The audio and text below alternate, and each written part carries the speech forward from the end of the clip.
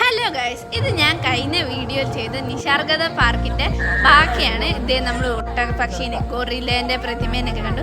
ഇത് ഒരു തൂക്കുപാലമാണ്. നല്ല രസമായിട്ട് ഒരു പുഴേൻ്റെ കുറുകയാണ്, കുഞ്ഞു പുഴയാണ്. നല്ല രസം ഉണ്ടായിരുന്നു. നമ്മളിങ്ങനെ നടക്കുമ്പോൾ അതിങ്ങനെ കുലുങ്ങുന്നൊക്കെ ഉണ്ടായിരുന്നു. ഇവിടെ മരങ്ങളിൽ കൂടെ ഇങ്ങനെ കടുവേൻ്റെയും ഒക്കെ ചിത്രം വരച്ച് വെച്ചിട്ടുണ്ട് കേട്ടോ.